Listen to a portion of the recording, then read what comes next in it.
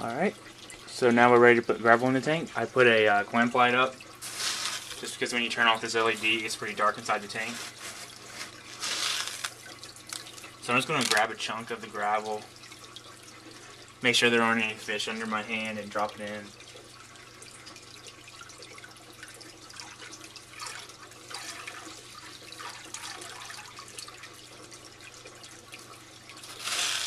As long as you do small handfuls, you can do it with fish in there. It won't really bother them that much.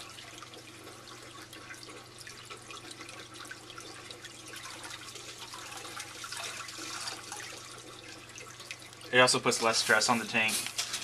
You don't have as much weight from these rocks hitting the bottom.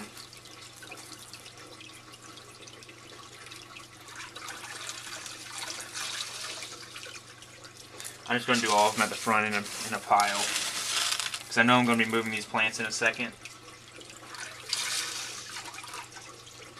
My Corey didn't like that. He came over to investigate.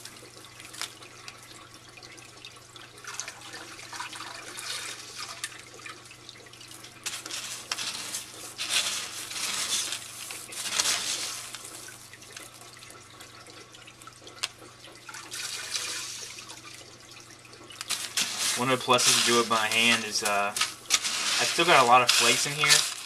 I didn't rinse it as well as I thought I did. And you won't get as much doing it by hand.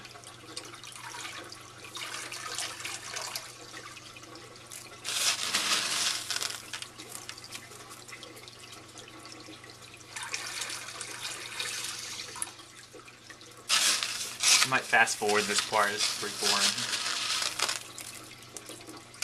I guess I could talk about my tank right now. If I fast forward it, you won't hear it, but maybe I won't. This is a pretty nice tank. I want to say the brand was like Marine Land. It came with everything, pretty much everything you see here, except for the plants and fish. It came with the external filter, the LED lights, the hood, and actually a really nice ceramic heater that's adjustable, which is pretty useful. I noticed a couple weeks ago the water felt way colder than it should have been, so I brought it up 2 degrees, and the fish seem a lot happier. They're more active now that the water's actually warm for them. I'm getting a nice little pile in the front here. Getting down to the smaller rocks. I might not put in the full 5 pounds. 10-gallon tank. This is going to be 10 pounds of gravel, so we'll see.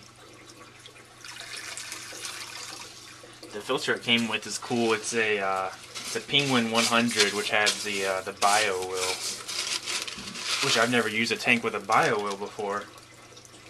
But it's pretty cool. It's sort of like a filter media that's designed to grow the good bacteria on.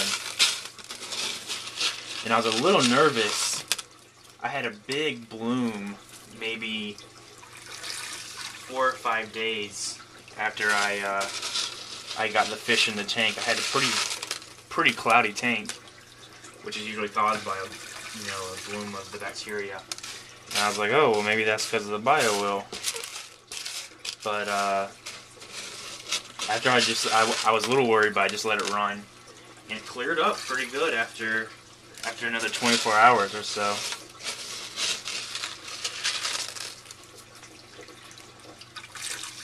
One thing I will say about this tank, it does come as a kit, and it comes with the filter. The external filter has a nozzle that comes down, and it comes with one of these, which is like a filter attachment. You can control how much water goes in and out, whatever. Well, it turns out you don't actually need that shit. You don't need that for your tank,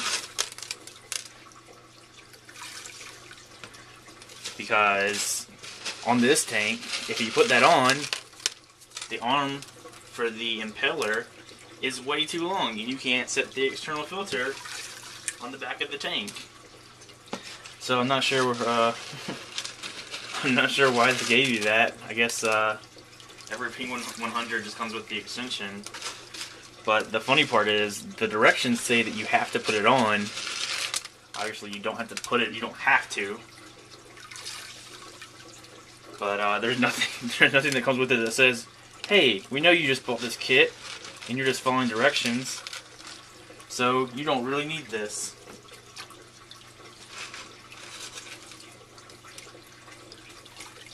So that's a fun tank setup story.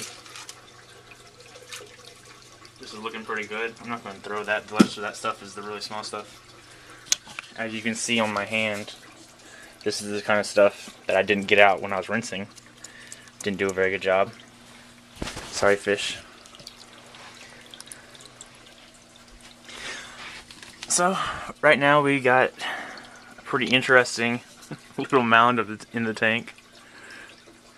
And we're going to move that around and do a little aquascaping here. If I can use the term aquascaping pretty liberally. You can see, let's see. I was going to say you can see my ghost catfish, but you really can't on this camera. Oh, there. You can kind of see him against the books. And the tetra's back there. That's my girlfriend's fish, the redfin tetra.